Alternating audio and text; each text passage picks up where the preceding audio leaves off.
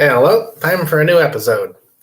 Today I'm going to talk about something I used to have to do a long time ago. Selling cars that I had to get something different. I was on eBay last week, and I just happened to be going around looking at different things. I started looking up the old kind of cars I had for many years.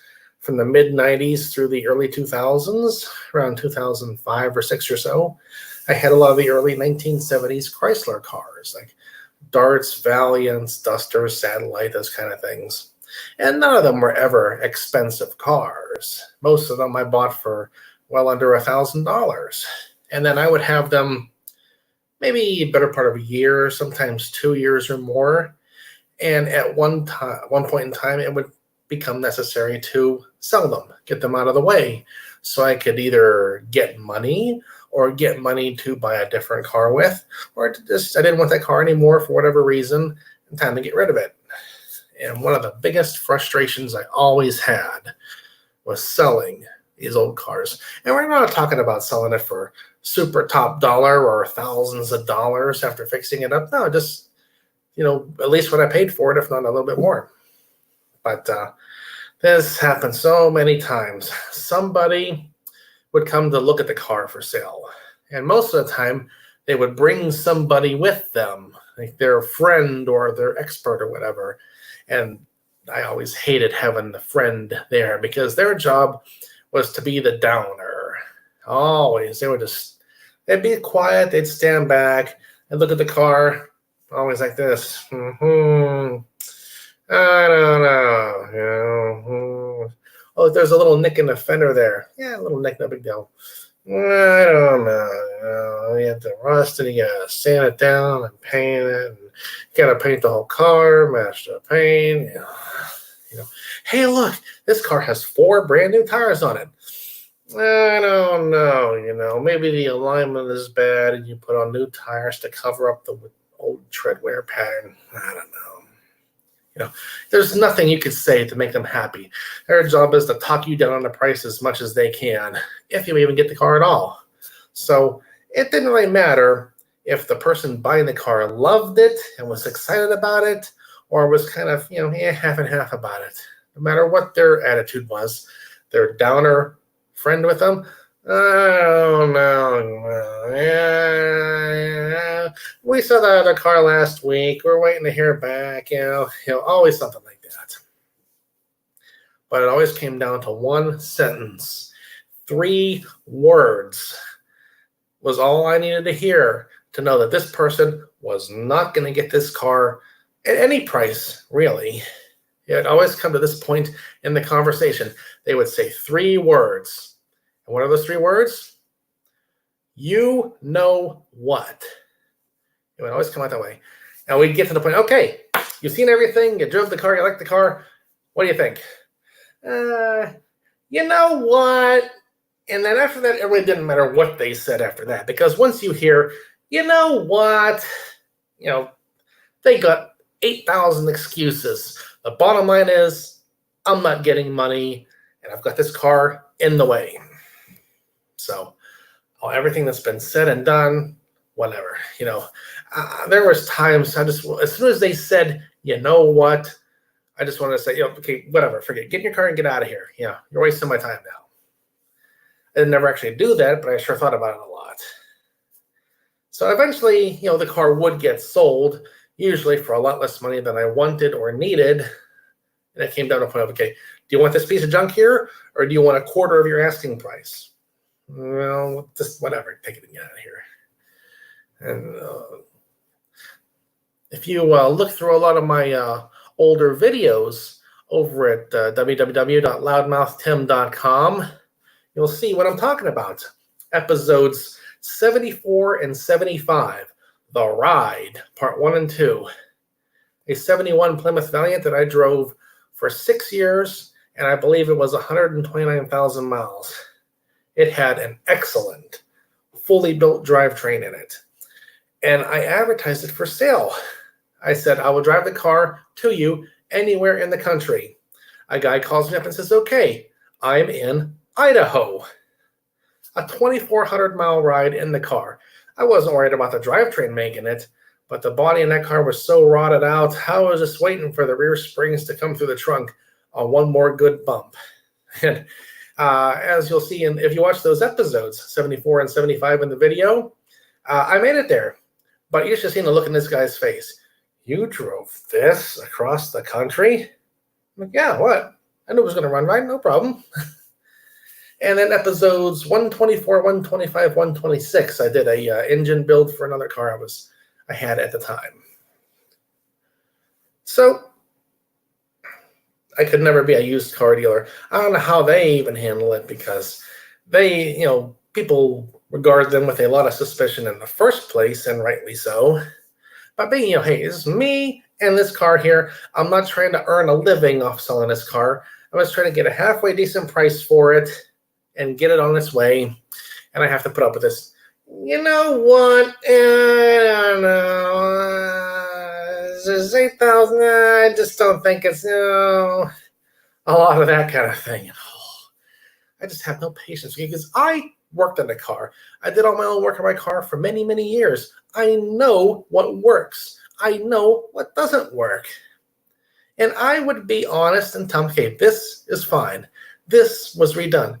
This has a problem, so they can't come back and yell at me later on, oh, you said this was good and it's got all these other problems. No, you knew right up front what you were getting, A deal is a deal. So I am glad I'm out of that now. For me, what was it here? I think about 2005 or so was the last one of those old kind of cars I had.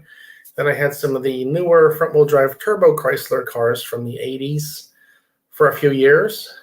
And those weren't sold much. I maybe sold one or two, and then they went pretty easily because the prices weren't high and they were harder to find, and so people couldn't afford to be so picky about them.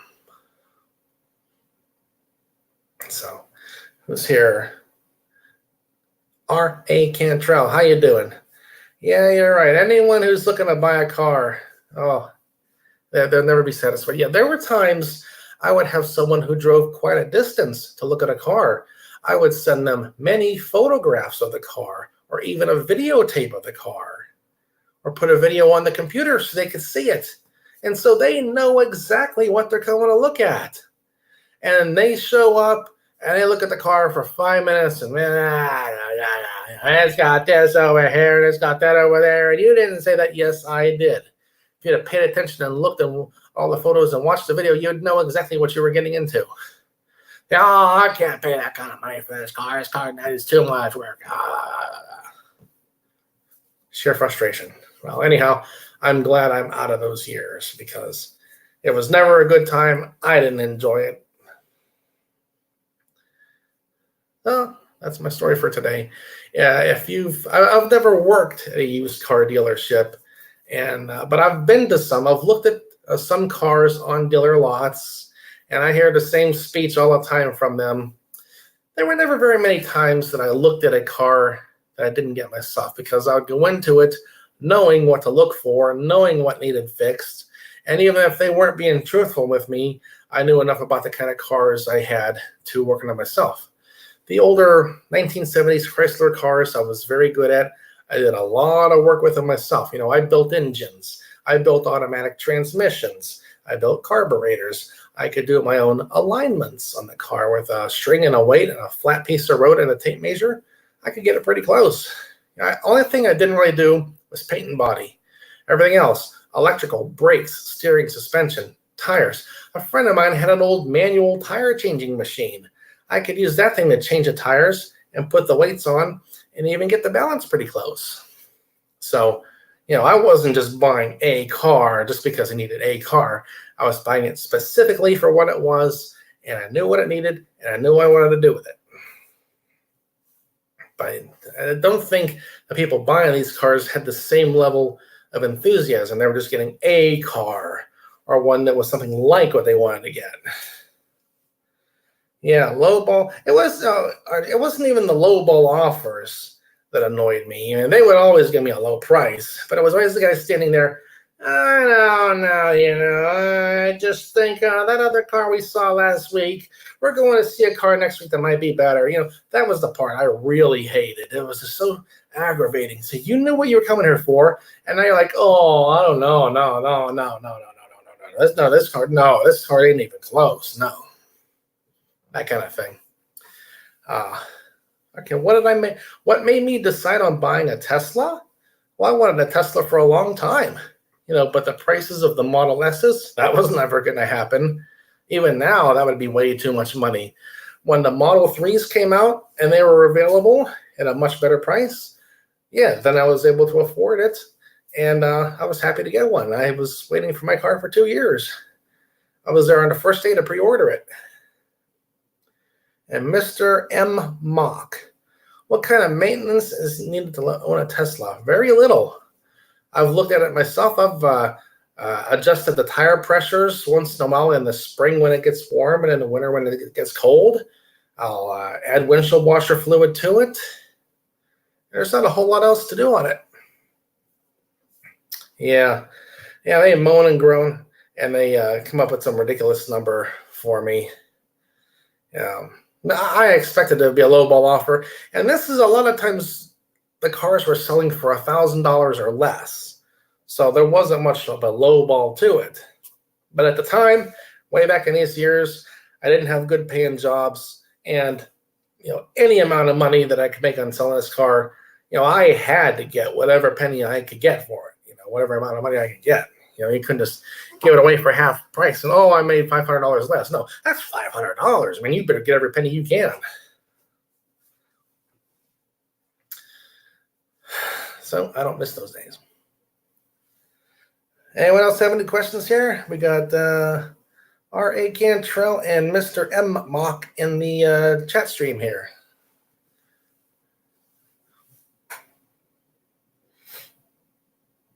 Nothing else? Okay.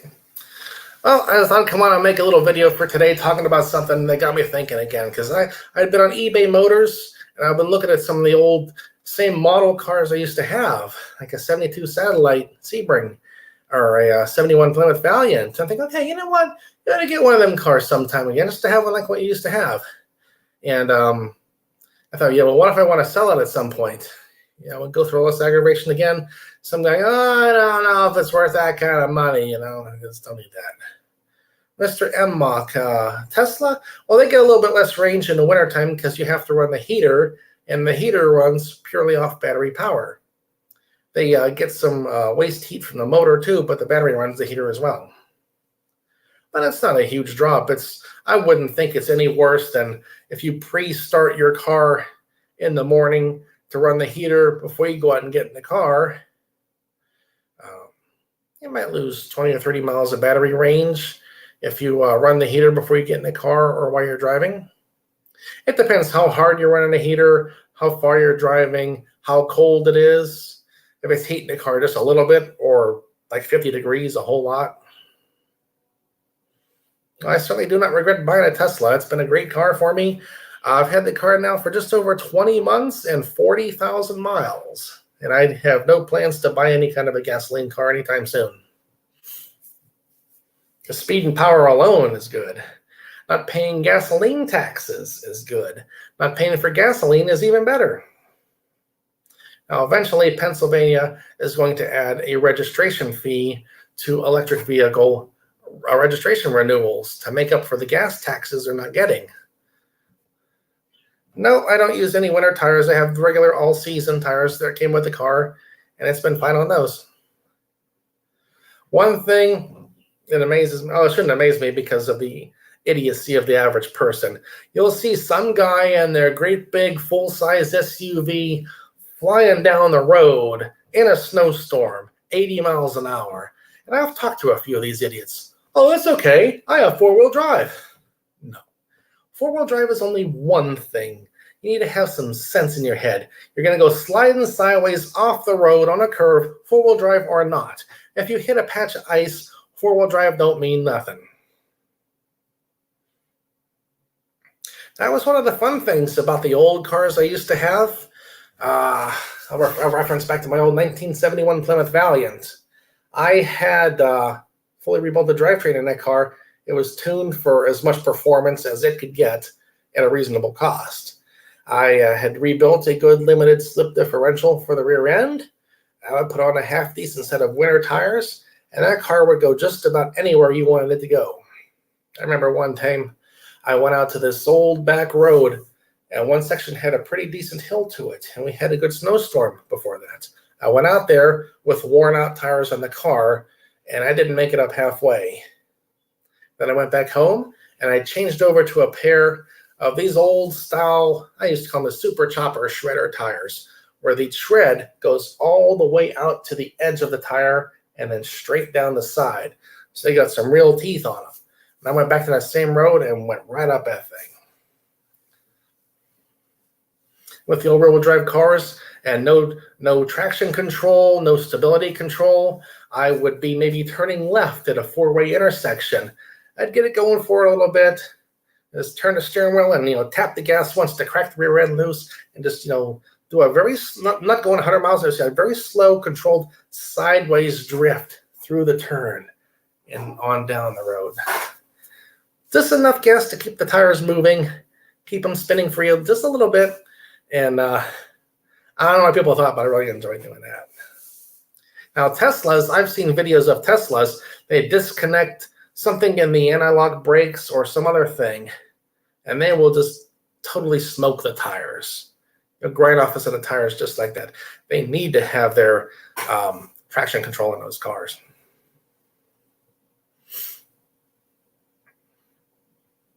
I'm just reading the comments here.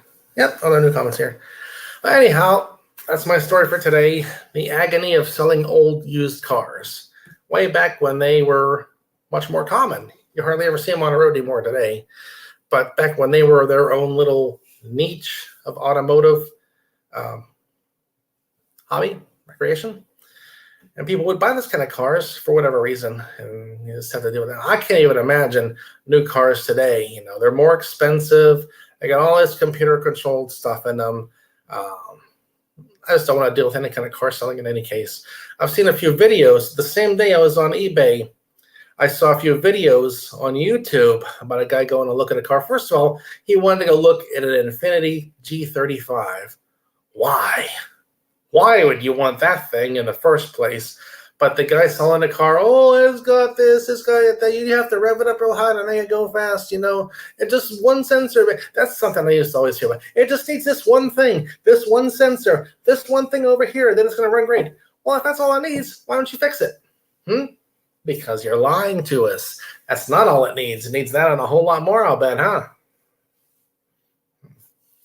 Well, anyhow, that's today's story. I thought I'd come on here and make a little video for you. So I don't miss the old days of selling used cars for myself just to get rid of what I had at the time. And I certainly could never handle doing it for a job.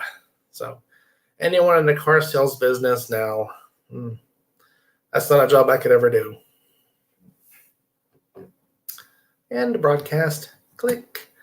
And the broadcast, yes. And the broadcast, click again.